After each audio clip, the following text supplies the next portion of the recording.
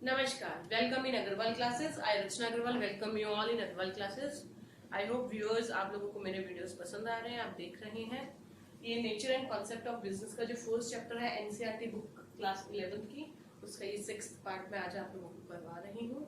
आपने अगर मेरे वीडियोस नहीं देखे हैं तो आई रिक्वेस्ट कि आप उनको जरूर देखें और इस वीडियो को अंत तक जरूर देखें, लास्ट तक जरूर देखें, because this video is going to be very interesting one and important one, because it is about regarding us starting a business। जो बेसिक फैक्टर्स होते हैं किसी भी बिजनेस को स्टार्ट करने के, वो मैं इसमें शुरू से लेके एंड तक डिस्कस करने वाली हूँ। सो आई रिक्वेस्ट कि आप ये वीडियो एंड तक जरूर देखें। My dear students and viewers, किसी भी बिजनेस एंटरप्राइज को एस्टैब्लिश करना बिल्कुल उसी तरीके से सेम होता है, उससे रिलेटेड होता है जैसे कोई और भी काम। अगर बिजनेस और ह्यूमन बीइंग जो है वो अपने रिसोर्सेज को लगाता है और अपने ऑब्जेक्टिव को अचीव करने की कोशिश करता है, चाहे किसी भी इवेंट में, वैसा सही बिजनेस ऑर्गेनाइजेशन को सेटअप करने का होता है, अपनी इंटरप्राइज को सेटअप करने का होता है। ह्यूमन को अपने रिसोर्सेज लगाने पड़ते हैं और कुछ ऑब्जेक्टिव्स को अचीव करने के लिए वो वर्क करता है। Successful results in business depend largely upon the ability. आपकी बिजनेसमैन की, इंटरप्रेन्योर की एबिलिटी क्या है, उसके ऊपर डिपेंड करता है। जो स्टार्टर्स है, बिजनेस को जो शुरू करने जा रहे हैं, वो लोगों को एंटिसिपेट करना पड़ेगा, पहले ही प्रॉब्लम्स को आइडेंटिफाई करना पड़ेगा और उनको सॉल्व करने का प्लान बनाना पड़ेगा at the minimum cost, so that the business can go with smooth, आराम से चल सके, एक ट्रैक के ऊपर चल सके और प्रॉफिट अर्न कर सके। This is specially true of the modern business world where competition is very tough. Competition जो है वो बहुत टफ है और रिस्क जो है वो बहुत हाई है, क्योंकि कुछ प्रॉब्लम्स तो देखिए हर, और कुछ भी आप काम करें, बिजनेस करें, सर्विस करें, प्रोफेशनल बने, रिस्क और प्रॉब्लम्स तो आएंगी ही आएंगी। बट कुछ बेसिक नेचर की प्रॉब्लम्स जो होती हैं वो अगर थोड़ी सी स्किल्स हो तो उनको सॉर्ट आउट आप कर सकते हैं। फॉर एग्जाम्पल, आप अगर बिजनेस की अपनी फैक्ट्री सेटअप करना चाहते हैं तो आपको फैक्ट्री सेटअप करने के लिए व्यूअर्स क्या करना पड़ेगा? सबसे पहले आपको प्लान करना पड़ेगा कि आप अपनी फैक्ट्री डालना चाहते हैं, किस प्रोडक्ट के डालना चाहते हैं। लोकेशन आप आइडेंटिफाई करेंगे कि आपको कहाँ डालनी है, आपके prospective possible number of customers शुरू के लिए कौन हो सकते हैं, क्या क्या मशीनें चाहिएंगी, एसेट्स आपको चाहिएंगे, इक्विपमेंट्स की क्या क्या रिक्वायरमेंट हो सकती है, और द फोरमोस्ट थिंग फाइनेंस, जिसको बिजनेस में हम कैपिटल कहते हैं, वो आपको कितनी चाहिएगी और how you will procure it, उसको आप कैसे मैनेज करेंगे, कैसे रेज करेंगे, फंड्स को कैसे मैनेज करेंगे, रेज करेंगे या अरेंज करेंगे। या फिर आपकी मैं बात करती हूँ फैक्ट्री की, जैसे मैंने एग्जांपल की बात की, या हम बात करते हैं कि आपको कोई शॉप या शोरूम खोलना है जिसके अंदर आप किसी फैक्ट्री से बना हुआ सामान ला करके बेचेंगे, तो भी उसके लिए भी आपको अपने शॉप के लिए सेम थिंग, आप क्या क्या चीज का शॉप या शोरूम खोलना चाहते हैं, कहाँ खोलना चाहते हैं, उसका लेआउट क्या होगा, कहाँ से खरीदेंगे, फाइनेंस का अरेंजमेंट्स कैसे होगा, कैपिटल और डे टू डे रिक्वायरमेंट्स को आप कैसे मीट करेंगे, आपकी शॉप या शोरूम के ऊपर एम्प्लॉयज या वर्कर्स को जो आप हायर करोगे वो कौन होंगे, कैसे होंगे। तो ये सब कुछ सिचुएशंस जो है आपको काउंटर करनी पड़ती है, उनके लिए आपको प्रॉब्लम्स को सॉर्ट आउट करना पड़ता है और these problems become more complex. अभी तो मैं छोटे फर्म की बात कर रही हूँ, अगर आप बड़े बिजनेस की बात करेंगे तो आपके सामने और बड़ी बड़ी प्रॉब्लम्स आ सकती हैं। तो फिर हम कुछ जो फैक्टर्स जो हैं उनके बारे में बात करेंगे इसी वीडियो के अंदर कि how to start the business. However, some of the basic factors which must be considered by anybody who is to start the business are these। ये कुछ पॉइंट्स जो है basic factors as per the class 11th standard मैं लेके आई हूँ discuss करने के लिए, आपको समझाने के लिए। The number 1 is the selection of business. आप किस लाइन में जाना चाहते हैं, आप क्या बिजनेस करना चाहते हैं। फर्स्ट थिंग यही होगी कि आपको डिसाइड करना पड़ेगा एंटरप्रेन्योर को कि क्या नेचर होगा आपके बिजनेस का, क्या आप बिजनेस करना चाहते हैं, क्या इसका टाइप होगा। जो भी एंटरप्रेन्योर है, जो भी बिजनेसमैन होगा, उसको ये ऑब्वियसली ही will like to enter in that branch of industry और कॉमर्स जिसके अंदर उसको ये पता हो कि भैया आप इस में चले जाओ लाइन के अंदर, इस बिजनेस लाइन के अंदर आपको प्रॉफिट अच्छा है। अगर आपको कोई भी कह देगा तो हर एक बंदे को प्रॉफिट अट्रैक्ट करता है, तो जिसमें भी पॉसिबिलिटी ऑफ प्रॉफिट आपको होगा आप उसमें जाने की कोशिश करेंगे, है ना। और दूसरी बात ये कि प्रॉफिट तो देखिए आपके ऊपर डिपेंड करता है आपकी स्किल्स के ऊपर, उसके अलावा कि कस्टमर्स के मार्केट के अंदर क्या रिक्वायरमेंट आ रही है ना, आपके पास में वो टेक्निकल नॉलेज है या आप एक्वायर कर सकते हो कि नहीं। और आप सबसे बड़ी बात, इंटरप्रेनर का जो इंटरेस्ट है, क्या उसका इंटरेस्ट है इस बिजनेस को सेटअप करने में, तब उसको बिजनेस ये सिलेक्शन करना चाहिए। Then comes the next one, size of the firm. Size of the firm कि आप कितने बड़े बिजनेस को संभाल सकते हैं। इट कैन बी, कुछ फैक्टर्स होते हैं जो लार्ज साइज बिजनेस के लिए होते हैं, कुछ जो होते हैं scale of operations related to limited और स्मॉल स्केल के ऊपर होते हैं। So these decides the size of the firm, आपकी बिजनेस। और if the entrepreneur is confident, उसका विश्वास है, पूरा कॉन्फिडेंट है वो कि वो अच्छे काम कर लेगा, तो वो लार्ज स्केल भी कर सकता है। उसके पास उतना फंड्स है, उतना स्किल्ड स्टाफ है, तो वो लार्ज स्केल पे भी वर्क को कर लेगा। बट उसके पास लिमिटेड बहुत कम है, तो उसको स्मॉल स्केल एंटरप्राइज से ही शुरू करना चाहिए। तो साइज आपको डिसाइड करना चाहिए कि आप किस तरीके की फर्म खोलना चाहते हो। अगर मार्केट कंडीशंस बहुत ज्यादा अनसर्टेन है, रिस्क आप जिस बिजनेस में जाना चाहते हो, तो मैं तो यही सजेस्ट करूंगी कि आप लार्ज स्केल पे नहीं जा करके स्मॉलर स्केल साइज के ऊपर जाएं, क्योंकि एक साथ आप अपने कैपिटल और लेबर को अगर इन्वेस्ट करते हो तो छोटे से बड़े की तरफ जाएं, so that you can be a successful entrepreneur. Then comes my dear students, choice of form of the ownership. आप किस ओनरशिप में जाना चाहते हैं। बिजनेस ऑर्गेनाइजेशन के अंदर बहुत सारी फॉर्म्स होती हैं। सोल प्रोप्राइटरशिप होता है, पार्टनरशिप होता है, जॉइंट स्टॉक कंपनी होता है, और ईच फॉर्म का जो है अपनी मेरिट्स होती हैं, अपनी डीमेरिट्स होती हैं। आपको उन सब का डिटेल स्टडी करना चाहिए, आपके लिए क्या होगा, आपको चॉइस करना है सुटेबल फॉर्म ऑफ ओनरशिप का।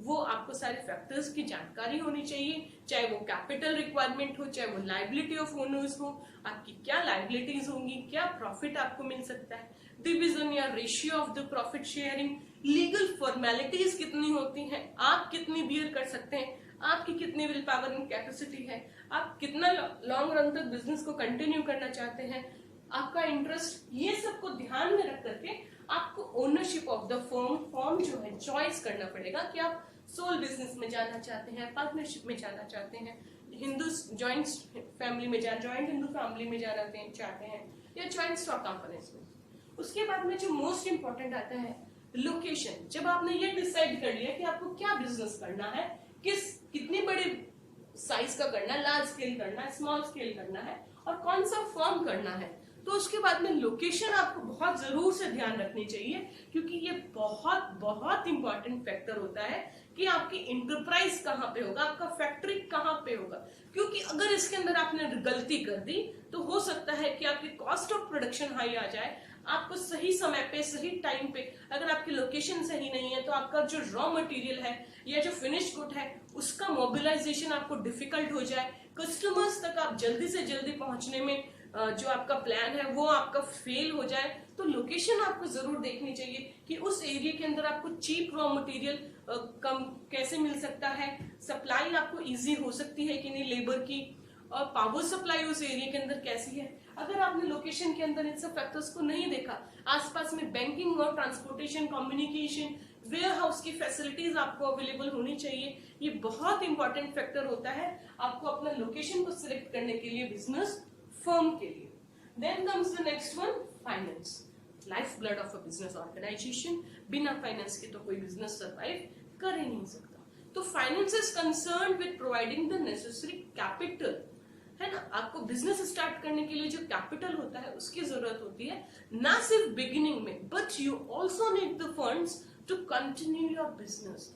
आपका जो बिजनेस है उसको आगे भी तो चलाना है, सिर्फ एक ही बार थोड़ी आपने आज बैंक से लोन किए लिया और फैक्ट्री का सेटअप डाल दिया। You have to carry on business expenditures, day to day आपके बहुत सारे एक्सपेंडिचर्स होते हैं।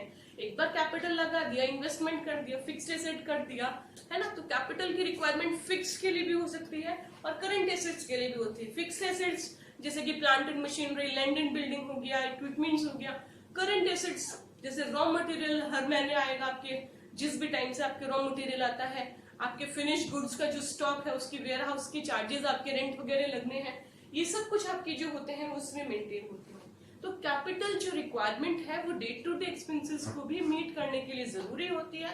तो आपको फाइनेंस की प्रॉपर प्लानिंग करनी चाहिए कि आपको कितने तो कैपिटल की रिक्वायरमेंट होगी, कहाँ से आपको कैपिटल आएगा, कहाँ से आप फंड्स को रेज करोगे, और जो फंड्स आपके पास में है उसमें से वेस्टेज नहीं हो, यू नहीं कि लगाए और भूल गए दादाजी का पैसा था, नहीं, it should be properly utilised in your firm.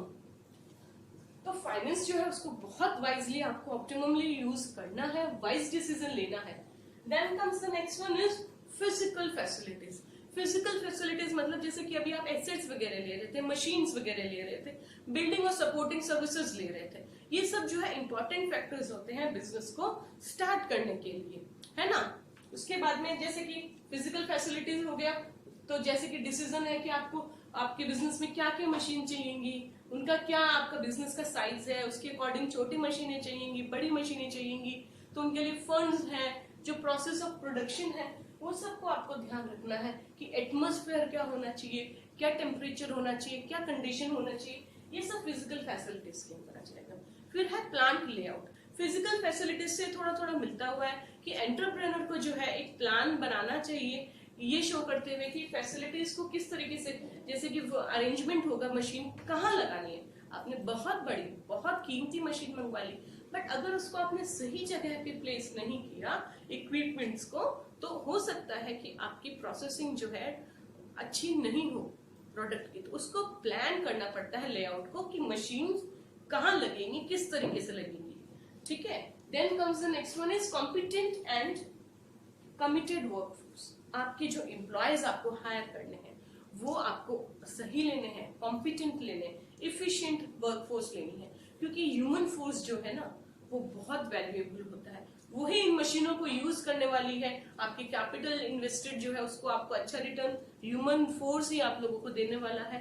तो जो वर्क फोर्स है वो आपको परफॉर्म करके देगा, वेरियस एक्टिविटीज, आपके रिसोर्सेज फिजिकल और फाइनेंशियल, उन सबको डिजायर्ड आउटपुट में ह्यूमन फोर्स ही, वर्क फोर्स ही करने वाला है। तो एंटरप्रेन्योर को ये ध्यान रखना चाहिए कि अपने टीममेट्स के अंदर वो स्किल्ड अनस्किल्ड वर्कर्स जो हैं, ट्रेनर्स जो हैं, उनको वो किस तरीके से मैनेज करेगा, क्योंकि ह्यूमन रिसोर्स अगर स्किल्ड है तो हो सकता है कि आपके प्रॉफिट्स अच्छे हों। तो आपके एम्प्लॉयज जो है वो टाइम टू टाइम अपडेटेड होते रहने चाहिए, उनको टाइम टू टाइम ट्रेनिंग मिलती रहनी चाहिए, मोटिवेशन होता रहना चाहिए, ताकि वो लोग अपनी बेस्ट परफॉर्मेंस दे सकें। Then comes the next point is tax plan.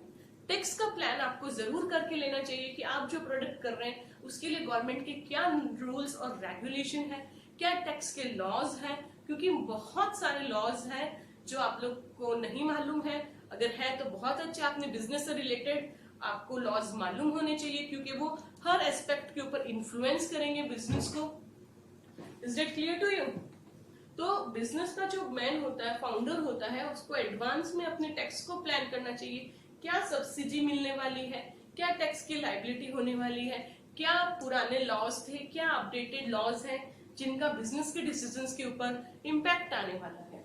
और जब आपने ये सब कुछ फैक्टर्स को डिसाइड कर लिया है, then comes the launching of the enterprise.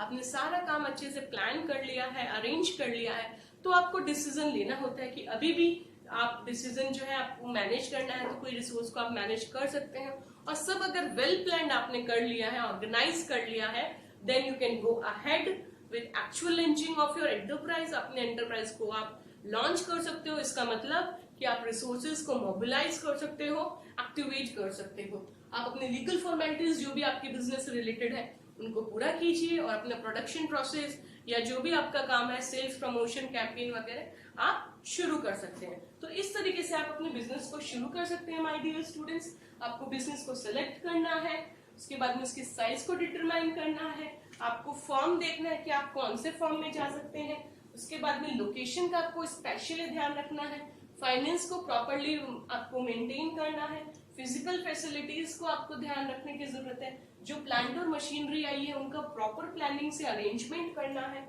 ना। आपकी वर्कफोर्स जो है, एम्प्लॉयज और मैनेजर्स जो होने वाले हैं, वो skilled, efficient, trained and motivated होने चाहिए। टैक्स की आपको प्रॉपर जानकारी होनी चाहिए, because there are number of plans in the taxes and laws are there regarding business that may influence your business. तो इन सब को ध्यान रखने के बाद में आप अपने बिजनेस को लॉन्च कर सकते हैं। आई होप आप लोगों को वीडियो पसंद आया होगा। लाइक एंड सब्सक्राइब जरूर करें। धन्यवाद।